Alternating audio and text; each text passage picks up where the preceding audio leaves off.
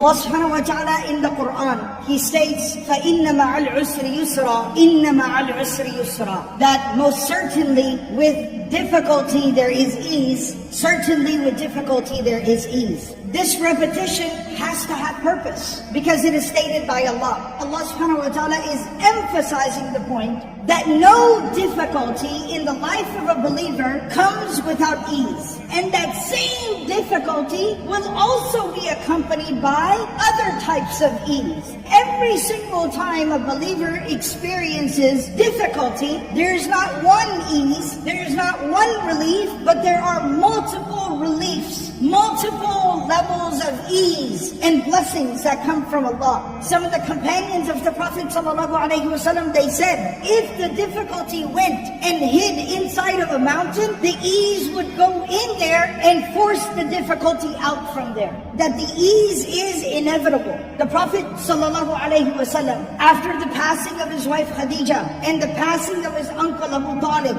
and the situation in Mecca had become dire, persecution was around every corner, the Prophet ﷺ decided to explore other areas outside of Mecca. And so he took a journey, a 10-day long journey to the city of Ta'if.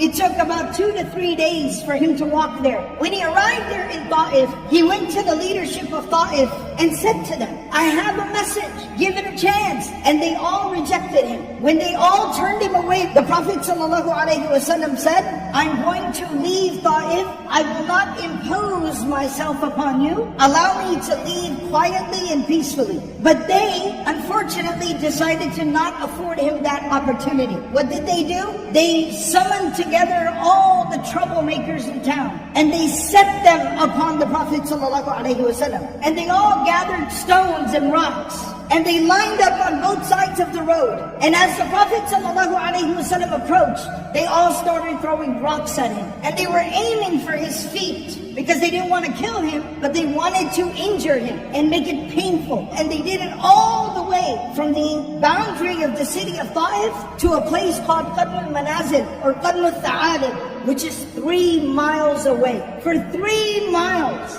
dozens and dozens of people threw rocks at him. They became tired of throwing rocks. And so they stopped and they walked away. They left. They went back to Ta'if. When they finally left, the Prophet ﷺ, he walked over to a tree. He sat down in the shade of the tree and he assessed the damage. And his clothes were dirty from all the rocks. And the lower that he looked, he started to see stains of blood through his clothes until he got to his feet. The Prophet ﷺ used to wear sandals, so the top of his foot was exposed.